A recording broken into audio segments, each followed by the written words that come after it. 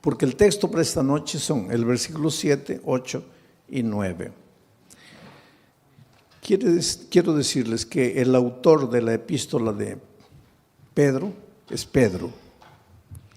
Algunos estudiosos de la Biblia no creen que Pedro fue el autor, porque Pedro habla de profunda teología profunda,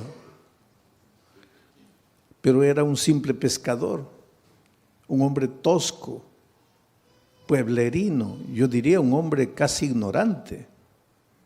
Y por eso es que muchos estudiosos de la Biblia dicen, ¿cómo es que un hombre así, sencillo, simple, sin mucha instrucción, un pescador inculto, cómo pudo haber escrito la epístola con un contenido teológico profundo?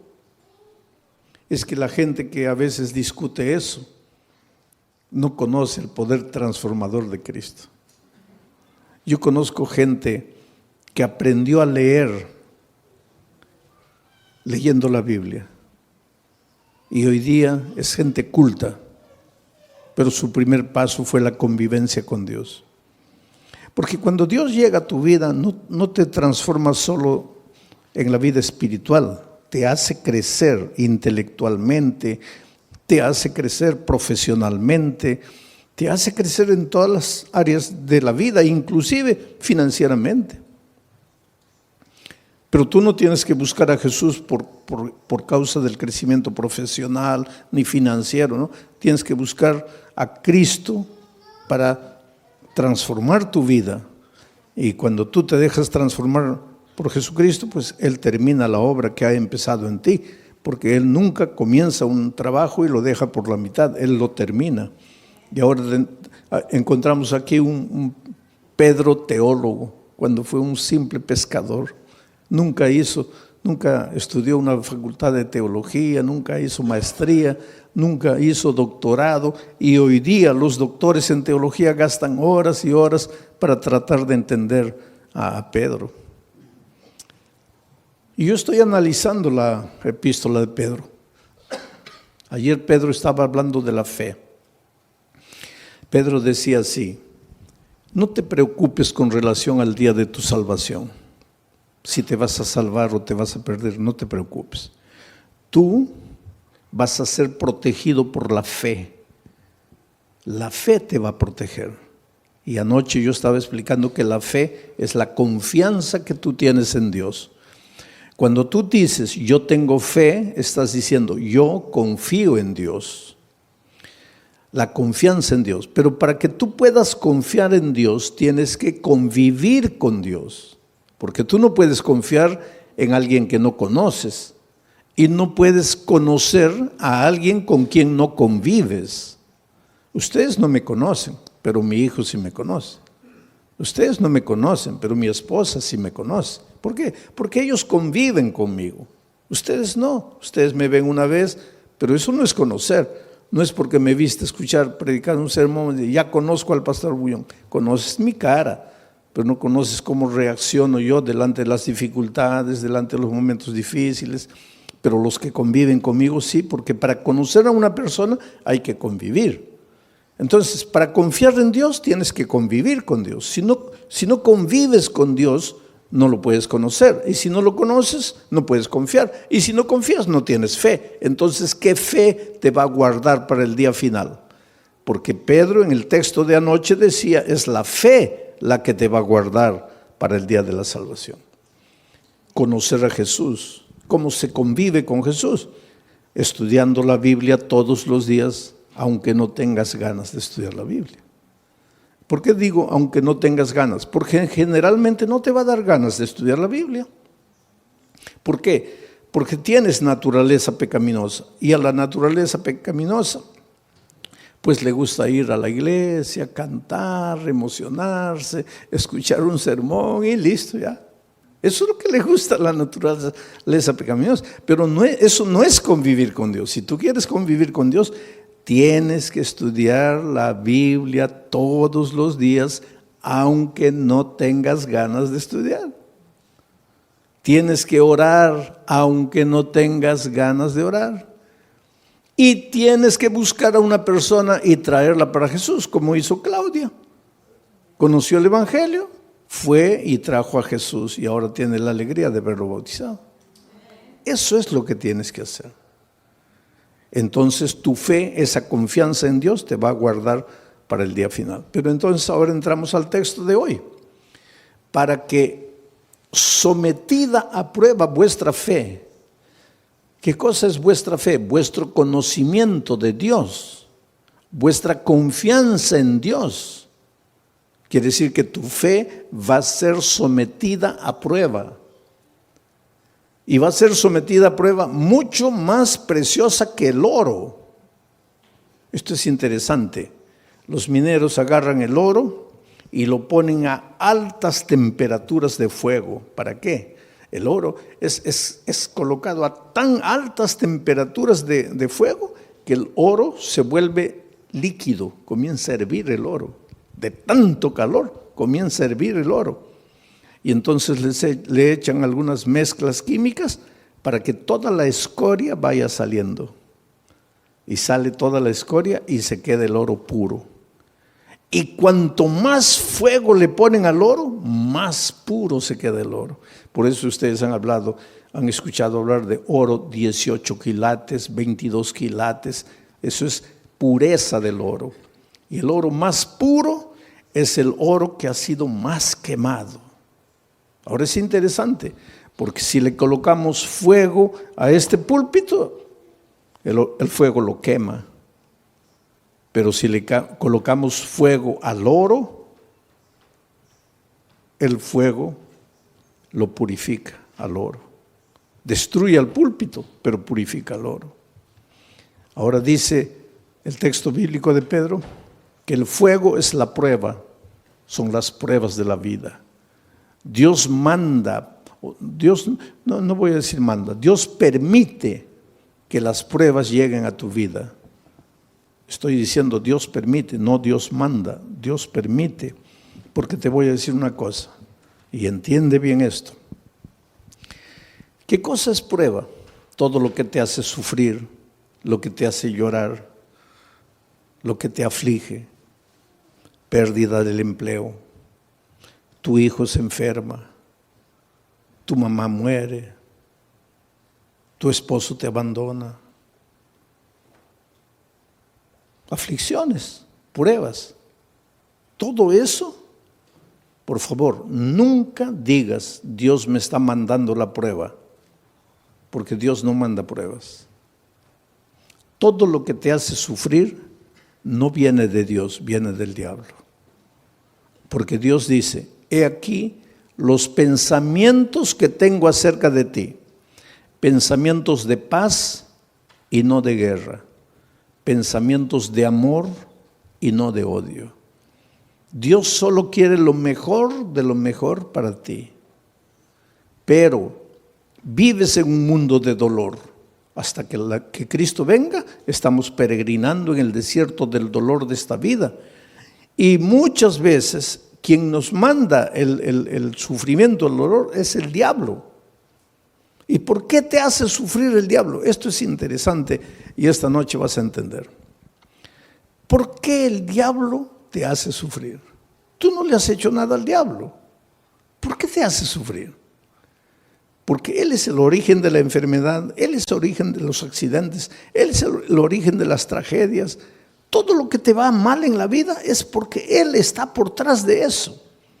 Pero ¿por qué te hace sufrir si tú no le has hecho nada al diablo? Ahora te voy a explicar. Es que el enemigo del diablo no eres tú, es Jesús. Él quiere derrotar a Jesús. ¿Te acuerdas en el cielo? El diablo se levantó queriendo usurpar el lugar de Jesús. Hubo una pelea en el cielo, dice Apocalipsis, hubo una batalla, el diablo perdió y fue expulsado del cielo. Pero cuando el diablo salió del cielo, déjame imaginar esta escena. El diablo estaba saliendo y miró y le dijo a Jesús, está bien, me venciste una vez, pero la pelea no está acabada. Me venciste ahora, pero ya vas a ver cuando nos encontremos por segunda vez. y fue expulsado. Entonces, cuando Jesús nació en esta tierra, cuando vino a salvarnos del pecado, Jesús era un nené indefenso. Y el diablo dijo, ahora sí, no lo pude derrotar en el cielo, pero ahora como un niño yo lo agarro y lo mato. Y miren lo que el diablo hizo. ¿Vino a matarlo personalmente? No, porque el diablo es cobarde. El diablo nunca muestra la cara. ¿Qué hizo el diablo para matar a Jesús? Se metió al corazón del rey Herodes. Firmó un decreto de muerte para mandar matar a todos los niños menores de 2 años. Y cuando Herodes firmó el decreto de muerte, ahí el diablo dijo, ahora sí, lo voy a matar. De esta no se salva. Pero esa misma noche, el Espíritu de Dios se presentó a José y le dijo, toma al niño y a su madre y vete a Egipto, porque lo van a matar. Y cuando José huyó para Egipto, el diablo se quedó mordiendo los labios de rabia y dijo, me venciste por segunda vez.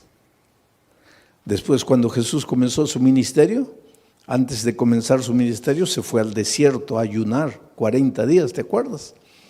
40 días sin comer, pues Jesús estaba debilitado, flaco. Ahí el diablo pensó, ahora lo agarro. No lo gané, no lo derroté en el cielo, no lo derroté cuando era niño, pero ahora lo agarro, está debilitado, 40 días sin comer, lo agarro. Y vino como diablo, no, porque el diablo nunca muestra la cara, se disfrazó de ángel de luz y trató de engañarlo, pero no pudo, porque Jesús conocía la palabra de Dios. Y entonces derrotó al diablo por tercera vez. 3-0. Ya era casi goleada.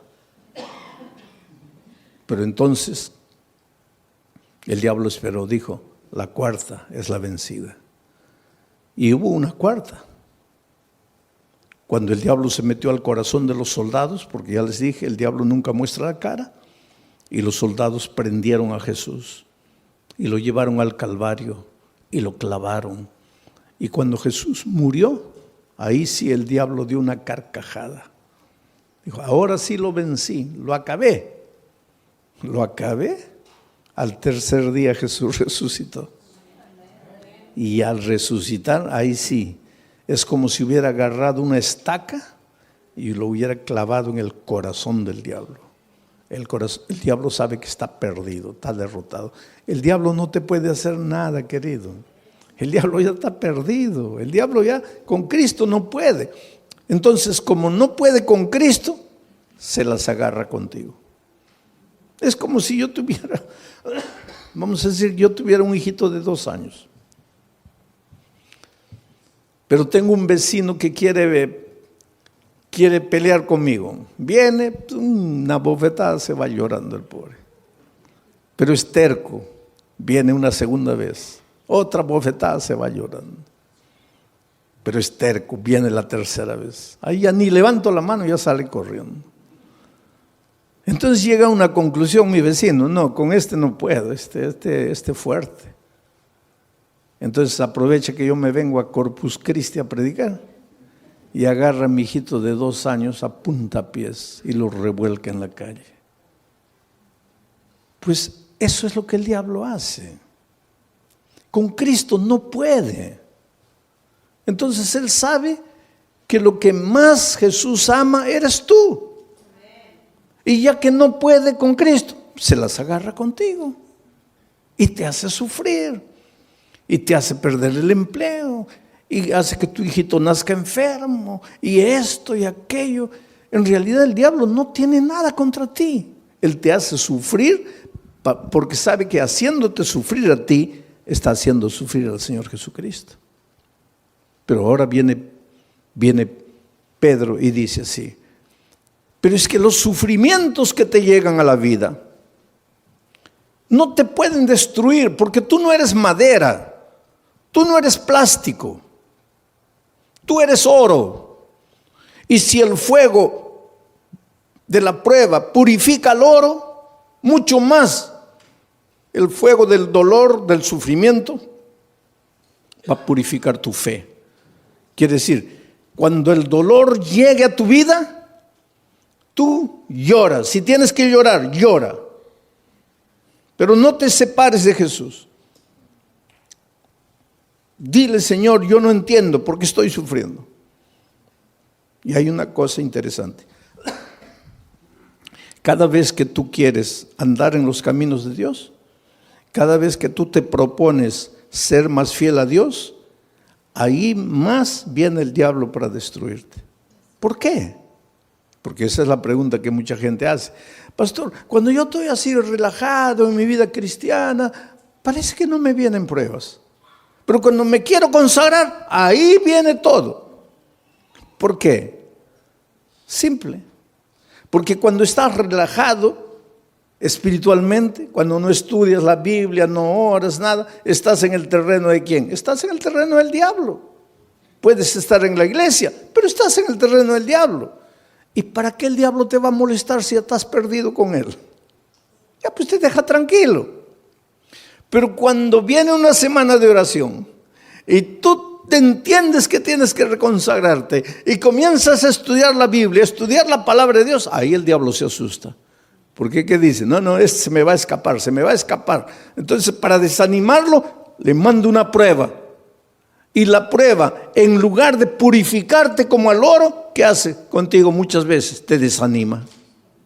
Es por eso que cuando la prueba es más fuerte, es más que tienes que agarrarte de Jesucristo y no desanimarte.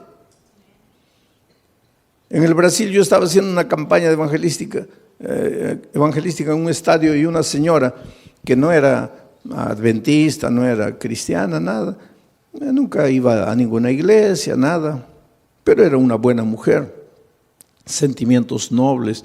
Hay mucha gente que no está en ninguna iglesia, no conoce la palabra de Dios, pero pues escucha la voz de Dios en su corazón y camina, anda bien. Y de repente esta señora vio en la televisión la propaganda de que yo iba a predicar esa noche en el estadio. Ahora, ese día era su cumpleaños. Y de mañanita el esposo entró al cuarto y le dice, mira hija, estoy sin mucho dinero, no he podido comprarte un buen regalo, pero te he comprado un regalito. Y le dio una cajita. Y ella abrió y era la llave de un carro. Y cuando salió al patio, ahí estaba el carro, un carro importado, último modelo. ¡Qué felicidad! Su cumpleaños. Primera felicidad, el esposo se acordó de su cumpleaños, porque hay muchos esposos que ni se acuerdan del cumpleaños de la esposa. Segunda felicidad, le regaló. Tercera felicidad, no le regaló cualquier cosita, le regaló un carro último modelo. Entonces ella estaba tan feliz que cuando vio la propaganda de la predicación en el estadio, dijo, bueno, estoy tan feliz que me voy al estadio a agradecerle a Dios. Va a predicar ese pastor, voy a agradecer. Y se fue al estadio. Feliz de la vida, entró. En la hora del llamado se levantó, vino adelante, le entregó la vida a Jesucristo. Dijo, ay, qué día tan feliz. Hoy es mi cumpleaños, hoy mi esposo me regaló el carro, hoy me entregué a Jesús. No, este es el día más feliz de mi vida. Y cuando sale a agarrar su carro en la playa de estacionamiento, los ladrones se lo habían llevado. Ahí ella comienza a pensar, toda mi vida no quise saber nada de iglesia, no quise saber nada de Dios y nunca me robaron ni un alfiler. Y hoy que le entrego mi vida a Cristo me roban el carro. ¿Qué Dios es ese? Ahí está la astucia del diablo. Tú preocúpate cuando no vienen pruebas a tu vida, querido. Porque a veces no vienen pruebas a tu vida porque el diablo está tranquilo contigo. ¿Para qué te va a mandar pruebas? Pero atrévete a entregarte al Señor Jesús, a caminar en sus caminos, que ahí viene el diablo con todo para desanimarte. Ahora vamos al texto bíblico una vez más. Para que sometida a prueba vuestra fe, sí, porque tu fe tiene que ser sometida, porque una cosa es, sí, yo creo, yo creo. Eso no es fe. Eso no es fe. Por eso es que el creer siempre viene acompañado del bautismo. El texto de Marcos 16 dice, el que creyere y fuere bautizado, este será salvo. El problema es el idioma, porque en español creer y ser bautizado son dos cosas. Pero es que Marcos no escribió ese versículo en español, porque Marcos no hablaba español. Marcos escribió ese versículo en griego, el idioma que él hablaba. Y en griego no son dos conceptos, el que creyere y fuere bautizado, no. Es un solo concepto, el que creyere siendo bautizado. O sea, en griego, creer no es solo mover la cabeza, no es solo teoría. El creer intelectual viene acompañado del creer práctico. Si tú crees, te bautizas. Si no te bautizas, es porque tu creer se quedó en la teoría. Y ese creer teórico no te salva. Te voy a hacer pensar un poco. El otro día una señora me preguntó, pastor, ¿el diablo es ateo? A ver, ¿qué piensan ustedes? ¿El diablo es ateo? No, el diablo no es ateo, querido. Y Santiago explica eso. Dice, ¿tú crees en Dios? Haces bien. Pero el diablo también cree. Y no solo cree. ¿Qué más hace? Tiembla. Ahora, si el diablo cree y tiembla, ¿por qué no se va a salvar? Porque su creer es teórico.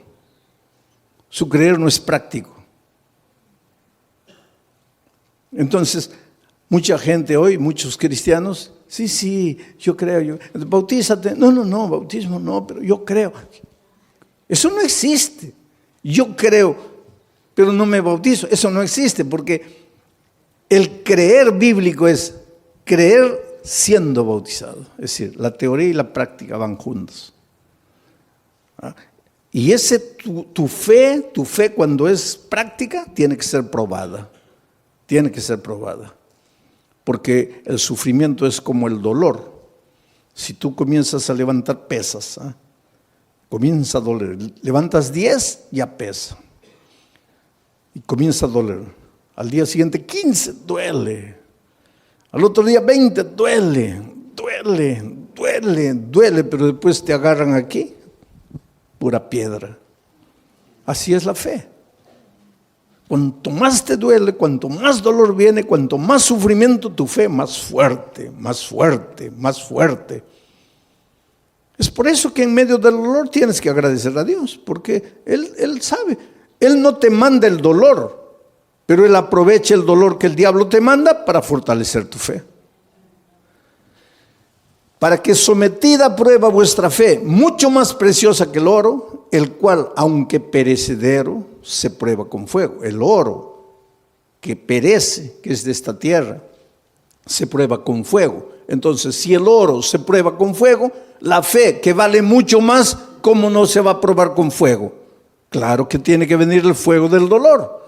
Para que sometida a prueba vuestra fe, mucho más preciosa que el oro, el cual, aunque perecedero, se prueba con fuego, para que entonces vuestra fe sea hallada en alabanza, gloria y honra. Quiere decir que tu fe es bombardeada por el diablo. Te arranca lágrimas, te hace sufrir. Muchas veces sientes que ya no puedes resistir de tanto dolor, de tanto sufrimiento. Aguanta un poco. En el nombre de Jesucristo, aguanta. ¿Por qué? Porque tu dolor se va a transformar en alabanza, gloria y honra. ¿Pero cuándo? ¿Cuándo? Lee la Biblia y respóndeme. ¿Cuándo? Cuando Cristo venga. Ahora me vas a decir, pastor, pero cuando Cristo venga todavía, yo preferiría ahora. Pues eso es lo que mucha gente hace. Prefiere la hora, cortito, y pierde la eternidad toda. Yo cuando era chico, íbamos a salir de vacaciones, las pocas, tal vez la única vacación que salí con mi padre, mis hermanos. Íbamos a viajar a un lugar donde no había dentista, no había nada. y me comenzó a doler el diente, ¿no? Y mi padre me dice, mira, antes de salir vamos a arrancar el diente. Yo soy de aquellos tiempos en que dolía el diente, arrancaba. Hoy día no, eso es un crimen. El diente te duele, hay que restaurarlo. Pero yo soy de los tiempos, dolía, arranca, dolía, arranca. Había muchachitos de 20 años que ya no tenían un diente todo arrancado porque comenzaba a doler, arrancaban. ¿Cómo ha progresado la odontología también hoy día? Es un asesinato arrancar un diente. Pero pues mi padre me dice, oye, vamos a arrancar el diente porque... No, pero me va a doler. ¿Cuánto te va a doler? Te va a doler un día. Pero vas a disfrutar de las vacaciones. No. Oye, vamos a ir a un lugar donde no hay dentista. Vamos a arrancar el diente. No, que no. Fuimos de vacaciones y el dolor aumentó y aumentó y aumentó. Se me arruinaron las vacaciones. Todo el mes llorando dolor. Y ahí mi padre me decía, ahí, yo no te dije, mejor sufre un día y disfrutas de 30 días de alegría. Ahora, tú preferiste el día de gozo y 30 días de sufrimiento. Entonces la vida cristiana es igualita, querido. En este mundo vas a encontrar dificultades, especialmente si quieres seguir a Jesucristo, porque el diablo es astuto. Tú tienes un buen empleo, pero ahora descubres que el sábado es el día santo del Señor y quieres guardar el sábado. Ya vienen los problemas. Pero hay una cosa, no te desanimes. El diablo te puede hacer sufrir un día, 2 días, 3 días, pero hay un tercer día. Cuando Cristo murió en la cruz del Calvario, el diablo dio la carcajada y dijo, ahora sí lo vencí, se acabó. Al siguiente día el diablo seguía dando la carcajada, lo vencí, lo maté. Al tercer día amaneció dando la carcajada y de repente la carcajada del diablo paró en seco, porque la tierra se abrió y Cristo resucitó.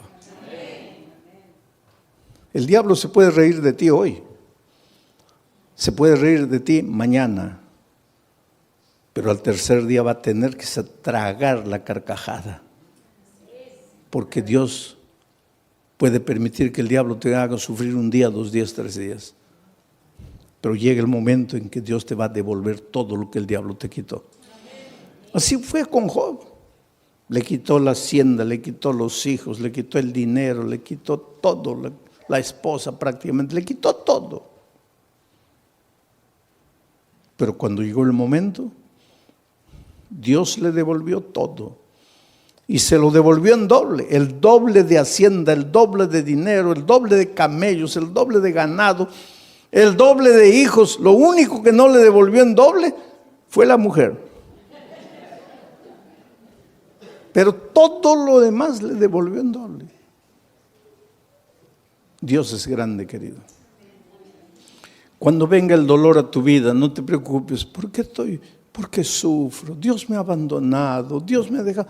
No, querido, Dios no te ha dejado. Dios no te ha abandonado. Él tiene un plan para ti. ¿Y sabes por qué muchas veces permite que el dolor llegue a tu vida? Porque es la única manera de purificarte a ti mismo. A veces es en el dolor que aprendes a ser paciente. En el sufrimiento, en las lágrimas, aprendes a depender de Dios. Y esta vida cristiana es dependencia de Dios. Y esa disciplina de aprender a depender de Dios, muchas veces solo con el dolor. Vamos a seguir leyendo. El siguiente versículo. Versículo 8. ¿A quién amáis? Está hablando de quién, de Jesucristo. Porque dice que vuestra fe va a ser recompensada con gloria, honra, alegría. ¿Cuándo? Cuando Jesús venga. Cuando Jesús venga, Jesús, a quien amáis sin haberle visto. En quien creyendo, aunque ahora no lo veáis, os alegráis con gozo inefable y glorioso. Mira, a quien amáis sin haberle visto. ¿Tú vives con Jesús hoy? Sí, pero no como los discípulos que pudieron verlo. Por eso Jesús le dijo a los discípulos: bienaventurados los ojos de ustedes que pueden ver lo que los profetas quisieron ver y no pudieron. Estaba hablando del mismo. Los profetas siguieron a Jesús solo por la fe. Nosotros hoy también lo seguimos solo por la fe, pero los discípulos tuvieron un privilegio único. Ellos lo vieron físicamente. Pero aunque nosotros no podamos verlo físicamente, igual podemos verlo a través del estudio de la Biblia, de la oración y trayendo una persona para Cristo. Estamos conviviendo con Jesús. Pero aquí el asunto es: ¿quién escribe a quien amáis sin haberle visto? ¿Quién escribe este versículo? Pedro. ¿Y Pedro lo vio? ¿Y lo amó? ¿Y por qué lo traicionó? ¿Ustedes se acuerdan que después de la traición Jesús ya había resucitado y los discípulos estaban en la playa? Y el pobre Pedro, cuando Jesús apareció en la playa, estaba mirando para otro lado, avergonzado. Ay, ¿qué me va a decir? Que lo he traicionado, porque después de la crucifixión ya no lo vio. Ahí se encontraron en la playa con Jesús resucitado.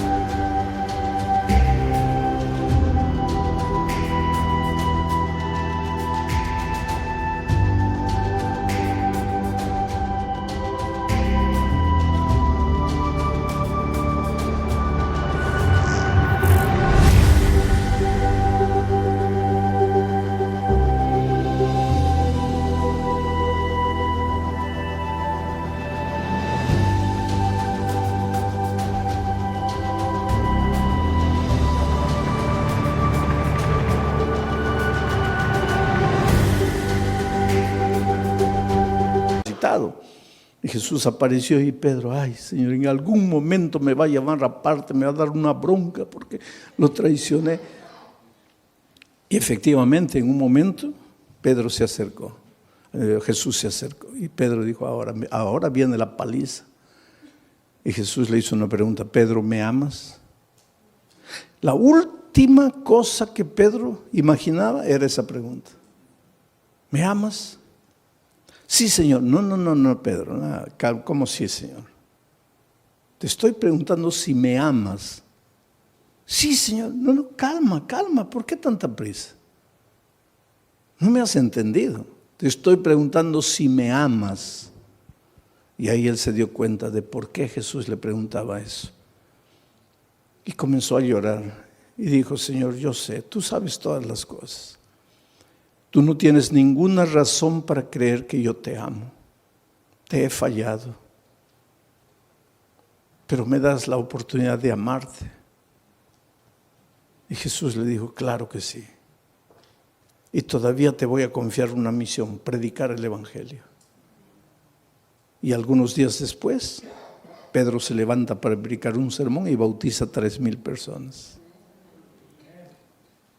La pregunta esta noche es: ¿tú quieres resistir en la prueba? Cuando el dolor venga, ¿no quieres traicionar al Maestro?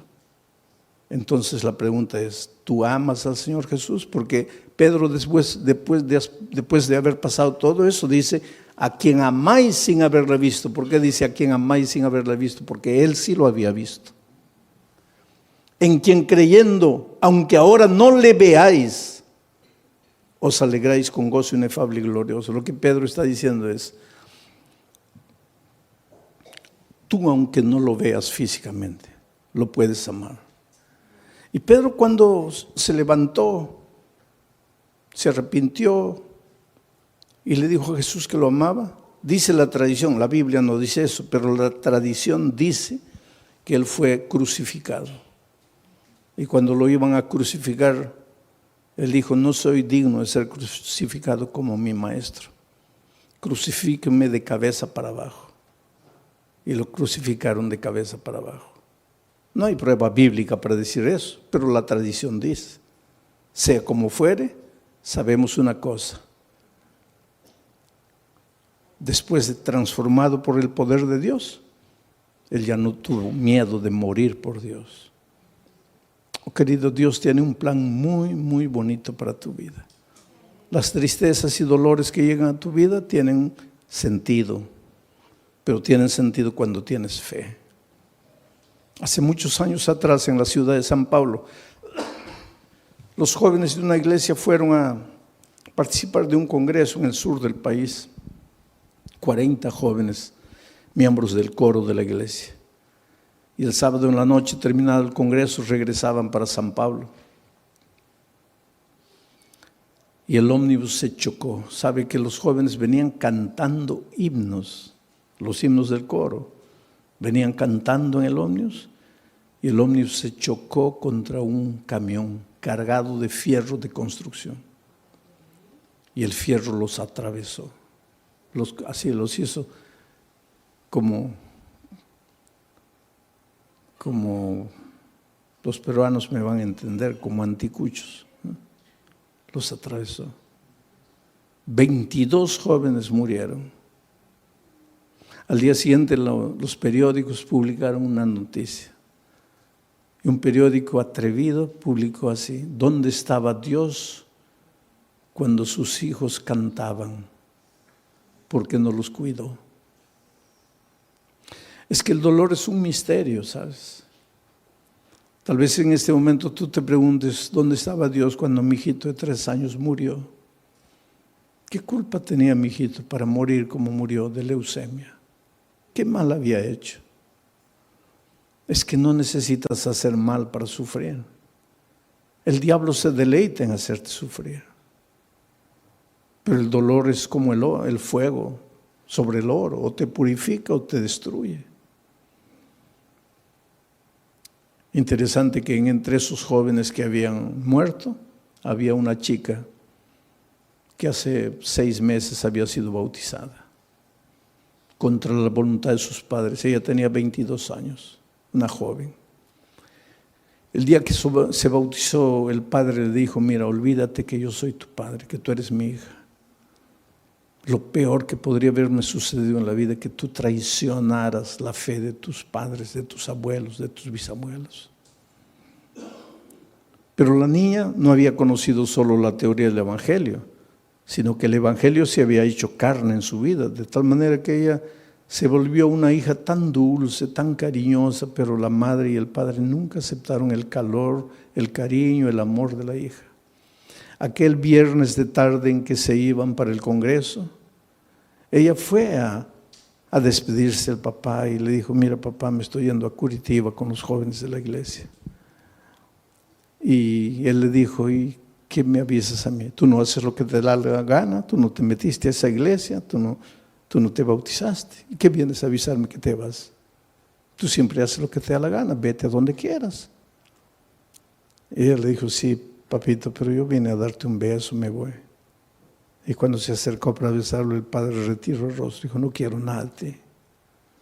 Y en el camino de vuelta, la niña muere. ¿Sabes que los hijos de Dios también morimos en accidentes? Entonces, cuando te pasa un accidente, no digo: ¿dónde estaba Dios? Dios está en el mismo lugar. Jesús dijo que cuando la lluvia cae, moja a los justos y a los injustos. Y cuando el sol sale, alumbra a los justos y a los injustos. Estamos en un mundo de dolor. Ese padre hizo tanto escándalo en la iglesia, ¿sabes? El día del sepultamiento, 22 cajones estaban ahí. Y mientras sepultaban a los jóvenes sobrevivientes que habían salido del accidente, cantaban. Sus amigos estaban siendo enterrados y ellos cantaban, lloraban. Las lágrimas caían, pero cantaban. Lloraban porque tenían tristeza. Cantaban porque tenían esperanza. Es que los seres humanos que aprendemos a confiar en Cristo, somos capaces de cantar en medio del dolor. Mientras que el padre estaba destruido ahí, ¿sabes? Y cuando llegó el momento del bajar el cajón de la hija, él se arrojó y decía: entiérrenme con ella, quiero morir.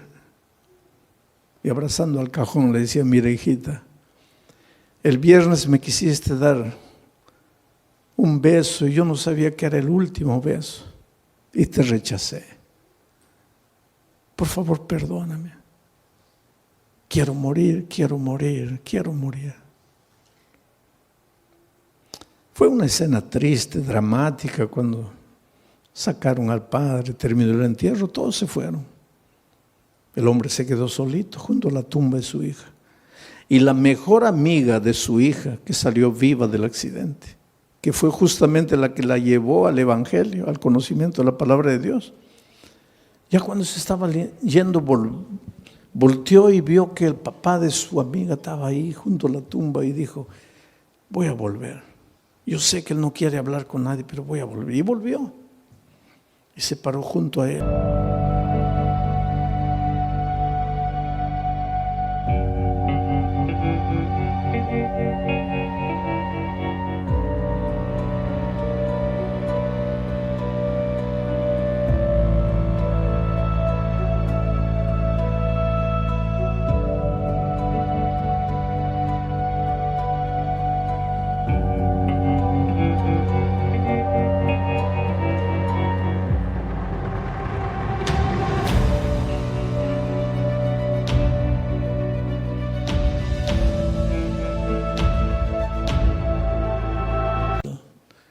Y él la miró: ¿qué quieres?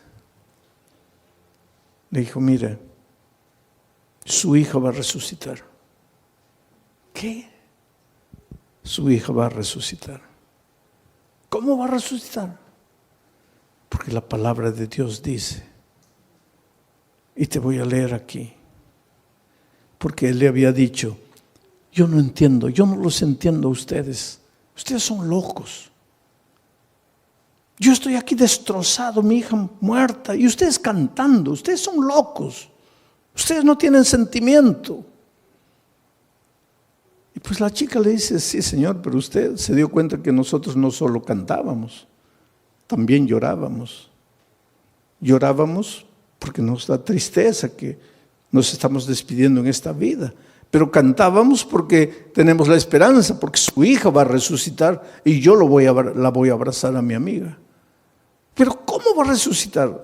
Y entonces la hija agarró el texto bíblico y le dice: aquí está, cuando suene la trompeta, los muertos en Cristo resucitarán primero. Su hija va a resucitar porque murió en Cristo. Y ese hombre que estaba derrotado abrió los ojos así, dice: ¿quiere decir que mi hija va a resucitar? Sí, Señor. ¿Quiere decir que yo la voy a poder ver? No sé, Señor. ¿Cómo no sabe? ¿No dice que va a resucitar? Va a resucitar. Pero entonces la voy a ver. Ahí no sé. ¿Pero cómo no sabes? Porque dice: los muertos en Cristo. Mi pregunta es: ¿usted está en Cristo? Si usted está en Cristo, la va a ver, la va a abrazar, va a vivir eternamente con ella. Pero si usted no está en Cristo, ¿y qué hago para estar en Cristo? Porque yo quiero abrazar a mi hija.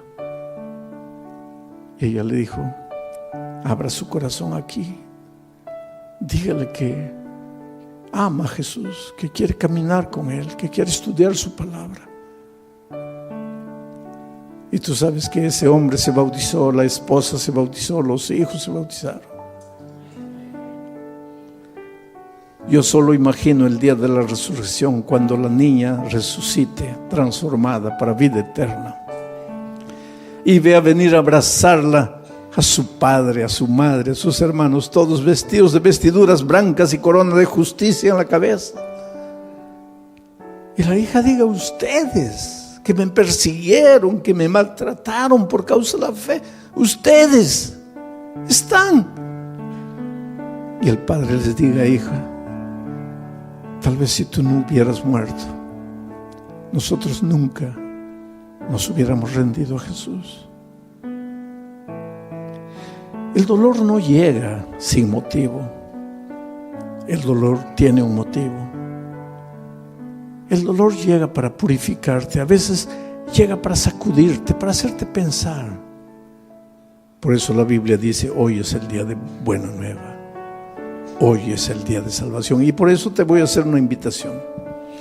Esta invitación no es para los miembros de iglesia bautizados, porque ustedes un día pues ya se levantaron, ya fueron adelante entregándole la vida a Cristo.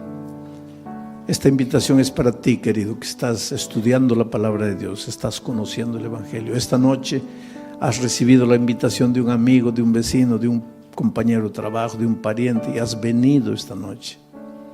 Pero esta noche quieres decirle: Señor Jesús, yo quiero amarte. Yo te entrego mi vida, yo quiero estudiar más tu palabra. Yo quiero conocer el Evangelio. Yo quiero prepararme para ir al cielo cuando tú vengas.